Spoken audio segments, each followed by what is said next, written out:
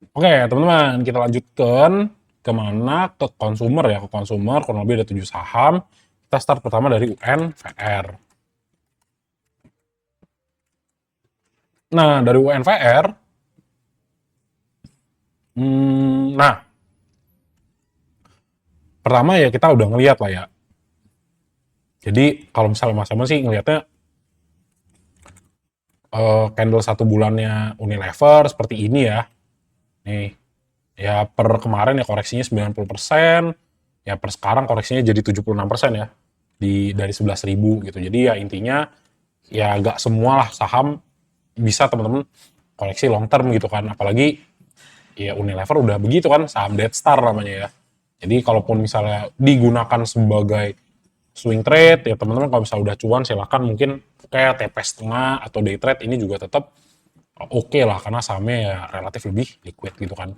Nah, sekarang kita ngomongin structure di sini ya. Jadi sejauh mata memandang di sini ya memang kalau dari struktur yang terbentuk ya, kita simplify dulu. Nah, di sini sudah terjadi yang namanya change of character nih. Nah, artinya apa? Di sini karakternya yang tadinya itu posisinya downtrend, tiba-tiba dia sudah mau berubah nih.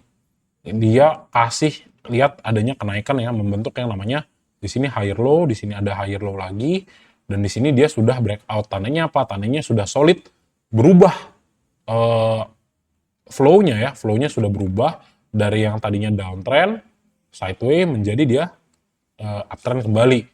Ya kalau dari time frame berapa nih? Time frame daily ya kalau misalnya kita lihat dari Oktober 2024 sampai sekarang gitu ya. Nah, terus kalau misalnya kita lihat dari harga yang sekarang nih di sini, ya kita teman-teman bisa ngeliat nih di 2740 tarik dikit, 2740. Nah, oke. Nah, di sini teman-teman ngeliat nih harga di si UNVR itu 2740 udah mulai nggak kuat ya. Udah mulai nggak kuat, terus kita lihat harganya fluktuasi di sini nih. Nah, terus akhirnya bisa klaim lagi nih untuk area 2570. Jadi ya tetap kalau misalnya teman-teman ngelihat ini sebagai flag pattern, ya ini bener juga gitu kan. Ya tetap ada potensi yang untuk si UNVR itu untuk naik lagi di 2740, tapi ya dengan catatan apa? Dengan catatan yang namanya harga tuh tetap bisa di atas 2570, at least sideways lah gitu ya. Tapi nanti kalau misalnya teman-teman ngelihat, oh ternyata si UNVR tuh pergerakan harganya di bawah ya, di bawah 2570 ya, ini ada potensi untuk koreksi lanjutan gitu ya. Justru dia koreksi lah, akan koreksi gitu kan. Nah itu sebenarnya udah teman-teman bisa lihat nih dari yang namanya si stochastic slow-nya nih. Wah mas udah dead cross nih, dan dead cross-nya juga agak kelihatan di sini lebar gitu ya. Ada yang gini deh, agak sedikit lebar ya di sini ya. Nih. Jadi kalau misalnya pun potensinya turun ya teman-teman harus sudah siap nih. Oh iya ya, berpotensi untuk turun. Tapi ya ini mungkin buat teman-teman yang masuknya ya di sekitaran 2400 atau 2300 lah. Atau yang baru masuk di atas. Tapi ya kalau misalnya ngeholdnya dari 1000-an ya silakan di hold aja. Kenapa ya? Karena siapa tahu si UNVR masih bisa naik lagi lebih tinggi gitu kan. Gitu kurang lebih. Tinggal kita lihat, nih asingnya masuk lagi nggak ke UNVR. Nah, ternyata ya sejak tanggal 14 ya kita ngeliat masih akum lah ya. Di sini masih akum, buangannya juga relatif kecil dibandingkan dia sekali masuk. Jadi apakah ada potensi naik ya? Kalau ngeliat dari asing ya masih gitu ya. Kan PR gitu ya. Nah, yang masuk siapa kalau dari seminggu ya? Kalau dari seminggu ada RX BBKZ gitu kan. RX BBKZ, ada BK juga ya, asing-asingnya masuk semua di sini. Buang barang siapa? Aku YP, XL sama Kang Buyur CP ya. Jadi tetap lah ibaratnya potensi koreksi teman-teman ya. Ini tetap ada, tapi ya dipantau juga belum tentu sebenarnya si stochastic slow ini benar gitu. Tapi ya di beberapa di case-case seperti ini sih pada umumnya biasa kalau stochastic slow-nya benar-benar turun ya ini berpotensi koreksi lah gitu ya. Tapi intinya yang teman-teman perlu kunci ya jadi patokan harga itu adalah si 2570-nya nih. Kalau dia masih stay, naiknya bisa, tapi once dia itu breakdown dari 2570 ya harus ngelihat nih potensi yang harga yang berikutnya harus teman-teman pantau adalah 2470 kurang lebih gitu ya untuk Unilever, kemudian Cimori ya CMRI. Nah untuk Cimori, nah ini, wih ini cakep nih di sini nih, oke Ini cakep, tinggal lihat. Udah, cakep banget ya. Solid nih breakoutnya ya ke 6.000. Nah ini kalau teman-teman kejar nih masih bisa nih. Kenapa? Karena dia movementnya solid banget, naiknya 5,53%, kagak ada di sini shadow candle di atas, tandanya memang buyersnya itu kuat gitu kan. Jadi ya tetap potensi untuk naik ke atasnya lumayan tinggi. Nah terus teman-teman lihat juga, wah stochastic slow-nya juga GC nih mas, udah golden cross di bawah. Potensi dong naiknya malah makin tinggi gitu kan. Betul ya. Ya meskipun kalau teman-teman lihat satu swingnya naik 44%, tapi dia bawa dulu nih koreksi ya sekitar 12% ya. Which is good lah buat dia ya, buat si Cimori kalau mau naik lagi gitu. Nah ini jadi mantep ya yang punya Cimori di bawah gitu ya. Potensi untuk naiknya masih ada. Nah ini tinggal kita konfirmasi nih, asingnya ada nggak masuk. Kalau ada asingnya ya ini mantep banget ya jadinya ya. Buat besok day trade lumayan lah untuk Cimori ya. Nah. Ya seminggu lah ya teman-teman ya. Seminggu ya kita ngelihatnya aku, CC ya masuk. Ada ZP, ada YP juga nyampur. Tapi ya volumenya kan kecil ya, relatif ya. Terus kalau misalnya lihat ya buang siapa? DX sama KZ. Nah ini harus hati-hati juga ya. Kalau dari broker transaction. Ya kita lihat Cimori CMRY.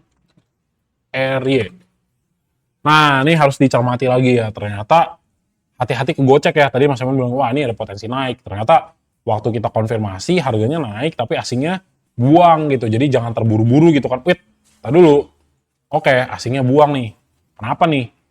Nah, coba kita lihat beberapa, kayaknya di tanggal-tanggal berapa nih? Bulan 11 ke bulan 10 ya. Bulan 11 ke bulan 10. Nah, di sini kalau di total sih kelihatannya masih net akumulasi kan, masih net accum. Tapi ya kalau misalnya dilihat lagi teman-teman ya, di sini udah berturut-turut nih, buangan terus kan. Jadi coba diperhatikan lagi, hati-hati ya. Kalau yang mau masuk. Kenapa? Karena terbalik nih, kita sukanya harga turun, asingnya akum. Tapi ya terbalik. Kalau misalnya harganya naik, asingnya outflow, ya ini harus coba dipantau gitu kan. Cimori beli berapa gitu, pantau dulu gitu ya. Ya meskipun momentumnya bagus, tapi tetap nih ada yang ngeganjel ya, ada yang ngeganjel asingnya buang kan di sini. Tapi kalau ini nekuk naik ya, ya sepertinya masih bisa naik ya. Tapi coba kita lihat tanggal 28 ya. Nah, ini kan sepi ya. NI, LG, KZ, yang jualan DX, CC, aku sama XL gitu. Ya, Mas Emun kalau lihat strukturnya di sini, structure ya ini bagus sebenarnya untuk posisi naik. Tapi itu tadi, kalau misalnya kita tadi ngelihat asingnya ternyata masuknya tipis banget, ya ini juga harus dicermati nih. Apakah iya saya akan masuk di sini atau enggak. Gitu ya. Atau enggak kalau misalnya teman-teman coba, ya tetap nih, jadikan si 6075-nya sebagai stop loss. Supaya apa? Supaya kalau misalnya pun turun gitu kan, oh ya udah deh ternyata analisanya nggak tepat nih. Emang masih mau ditarik ke bawah. Jadi meskipun teman-teman lihat yang namanya stokastik slow itu golden cross, kalau dia turun ke bawah ya tetap aja harganya balik lagi turun gitu kan. Nggak ketutup kemungkinan lah. Gitu. Tapi ya kalau di sini kita ngelihatnya ya ini bullish nih untuk naik lagi. Kenapa? Karena di pergerakan sebelumnya kita ngelihat yang namanya si Cimori masih trennya masih positif ya, masih uptrend gitu ya. Itu untuk Cimori, terus nextnya JPFA. Itu main gak ada yang nanya cepin ya. Nah, si JPFA apa ya? Nah ini, bentar. Ini harus di-adjust dulu. Nah, untuk JPFA, nah yang harus dilihat di sini adalah sideway-nya ya di sini nih, area 1200 di area 2520 sampai di 2300 ini nih. Gitu. Kenapa ya? Karena sebenarnya selama yang namanya JPFA itu masih bisa bertahan di range harga 2370 sampai 2520, ya ini tetap ada potensi untuk naik lagi. Tapi ya perlu diperhatikan adalah di sini ya, ketika dia sideways di sini nih, kalau misalnya teman-teman lihat ini ya, kalau misalnya di sini itu dia akumulasi, ya di sini kita enak nih lihat untuk harganya naik. Tapi kalau di sini ternyata dia banyakkan outflow daripada asingnya, ya teman-teman harus hati-hati ya, ada potensi untuk penurunan daripada si Java gitu ya. Tinggal kita cek nih. Oke. Coba kita cek ya untuk si JPFA. Nah, untuk JPFA ternyata wah luar biasa ya. Ini dari bulan 10 akum terus. Jadi sejauh mata memandang ya ini masih akum terus ya. Jadi kalau teman-teman hold si JPFA ataupun entry di area ini cukup bijak. Kenapa? Karena teman-teman entry pada fase dia akumulasi gitu ya. Tapi tetap ya hati-hati juga kalau misalnya nanti bukan, sorry gini. Kalau misalnya nanti ya teman-teman ngelihat harganya justru tiba-tiba drop nih di bawah 2370. Nah, ini teman-teman tahu nih ini area supportnya. Kalau terjadi kenapa-napa ya teman-teman taruhlah SL di 2370 dulu gitu. Sebelum consider untuk masuk lebih banyak gitu kan. Tapi ya mungkin itu less likely lah terjadi. Kenapa? Karena di sini momentum bagus ya kan. Dia closing up lagi ke atas and then ya di sini di sini nih ya ini mau naik lagi. Tinggal lihat aja, oh ternyata sejauh mata memandang emang masih akum terus. Ya udah, jadi even teman-teman entry di besok pagi juga masih oke gitu ya. Tapi mungkin di holdnya agak lama lah ya untuk si Japa ya. Nah, JPFA dan tanggal 28 aku YUBB masuknya tipis-tipis. Oke, mantap, cakep. Tanggal 24 BB, KJ, BK, LG, RX. Akumulasi barang terus ya. Jadi bagus banget lah. Jadi asingnya akum ya. Dari broker transaction juga kita ngelihat harganya tetap harganya di situ-situ aja tapi asingnya masuk terus. Itulah yang kita suka gitu kan. Gitu kurang lebih ya. Jadi untuk JPFA kayak gitu teman-teman ya. Ini salah satu yang cakep. Paling kalau misalnya teman-teman bikin SL coba aja cek di 2370-nya. Seandainya dia drop silahkan dibuang dulu barangnya gitu ya. Oke? Gitu. Ups. Oh iya betul. Kayak untuk JPFA gitu ya. Untuk targetnya ya coba aja dulu nih ke 2520. Kalau misalnya bisa ke 2520 ini oke banget gitu kan. Nah, terus lanjut lagi ya untuk si ACES. Oke, ini udah lama juga nggak dibahas ya. S Hardware ya. Nah, untuk ACES, teman-teman. Nah, ini kayaknya coba kita lihat dari weekly time frame ya. Ini kalau dari weekly time frame nih, ya ACES ya turunnya sebenarnya jauh juga ya. Dari 1000 ya, 950 sampai ke sekarang ya pergerakannya 416, 56% ya. Ya meskipun sebenarnya konsumer tuh perusahaannya sebenarnya baik-baik aja gitu ya, dalam artian ya udah revenue-nya turun tapi agak rugi gitu loh. Karena tapi kan nggak menarik aja buat investor kan saham-saham konsumer ini. Dibilang sahamnya bagus, bisnisnya jalan, silahkan teman-teman coba cek bisnisnya jalan kan dan ada gitu. Tapi itu tadi ya emang konsumer lagi agak kurang aja ya. Nah, jadi di sini ya 416 nih.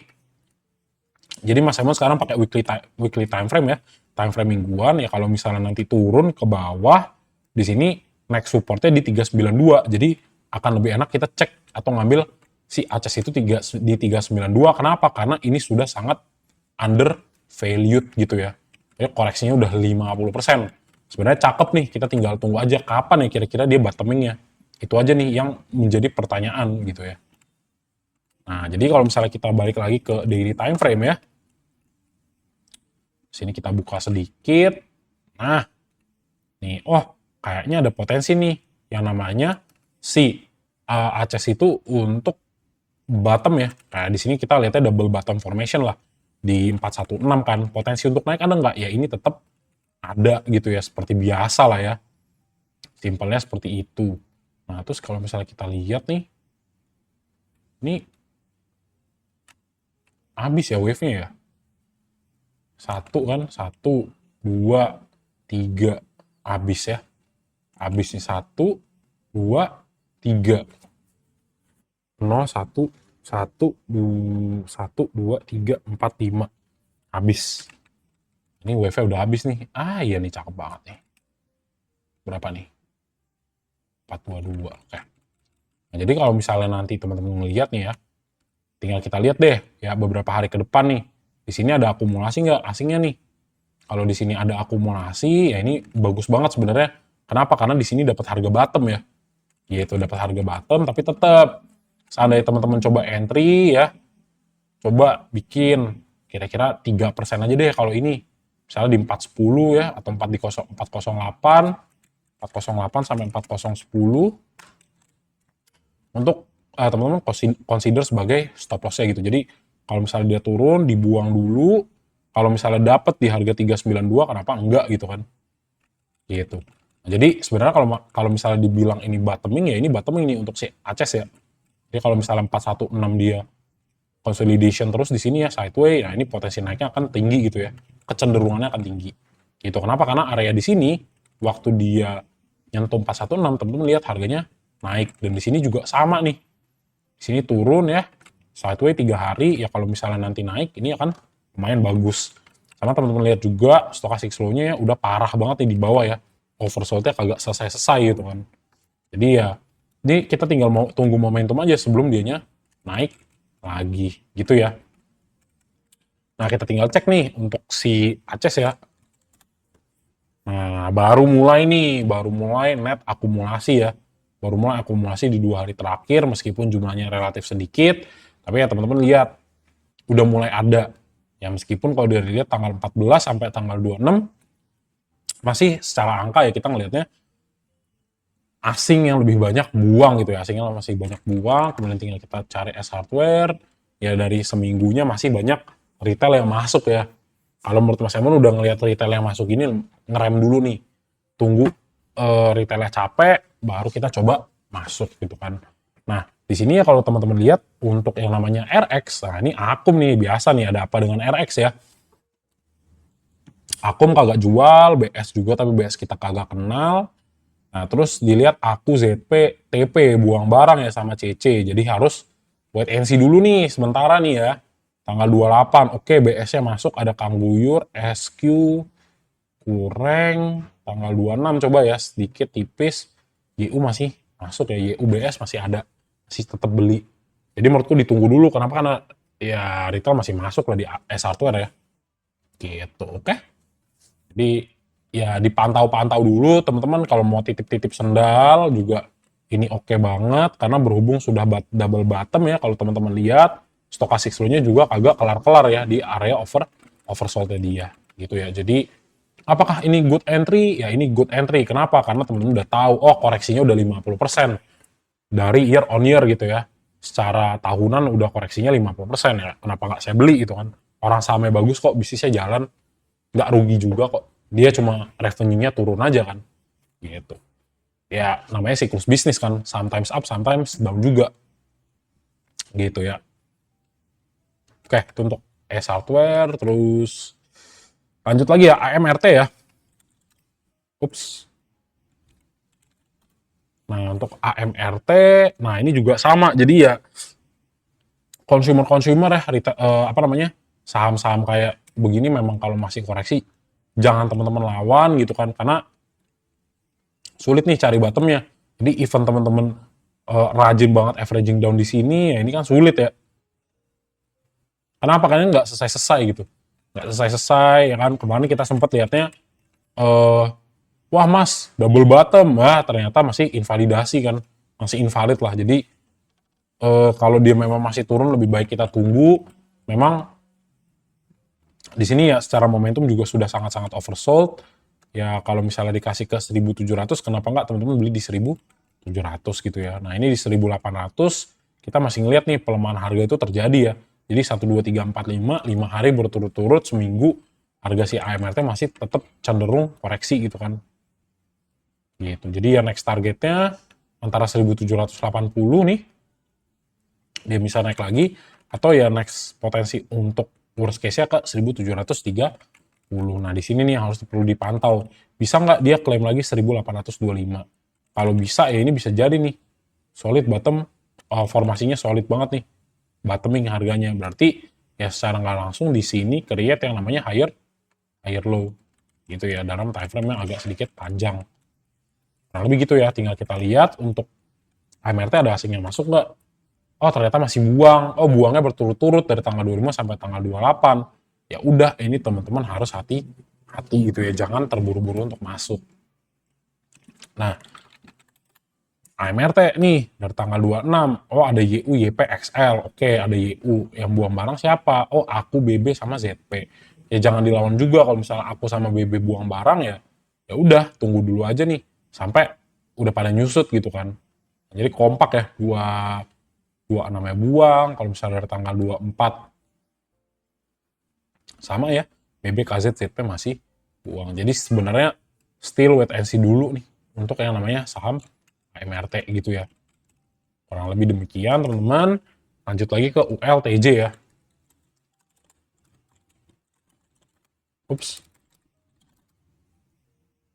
Nah, untuk ULTJ ini cakep ya. Kenapa tak bilang cakep? Karena teman-teman lihat nih, untuk sebuah area yang Mas Emon lingkarin ini adalah area sideway yang dimana kita harusnya coba secara bertahap entry. Kenapa?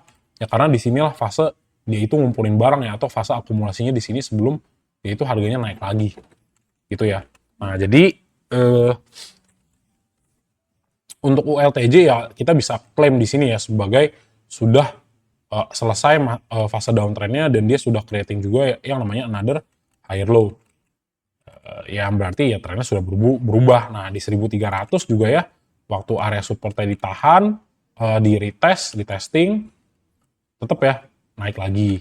Nah, di sini berikutnya ujiannya untuk si ULTJ adalah untuk tetap bisa stay di atas 1500. Kalau dia bisa di atas 1500, nah ini cakep banget nih. Dia sudah koreksi dulu, kemudian dia naik lagi. Ini yang kita suka ya, naiknya korektif, gak langsung agresif naik. Kalaupun agresif dikasih koreksi dulu, jadi kayak gini nih teman-teman bisa coba entry ya, ketika dia koreksi seperti ini. Kenapa ya? Karena kita tahu trennya masih up trend gitu ya. Di sini yang next targetnya sebenarnya untuk si ULTJ adalah testing 1570 gitu ya. Sideway dulu sebelum naik juga ini nggak jadi masalah gitu kan. Tinggal kita konfirmasi nih pakai asingnya. Asingnya gimana nih untuk ULTJ kan? Wah, ULTJ asingnya masih lumayan buang nih mas, masih buang. Ya sejauh mata memandang juga gede ya buangannya ya. Di sini ada 28 M. Jadi ya dipantau dulu gitu teman-teman ya. Kenapa biasa ya asingnya keluar harganya naik ya ULTJ.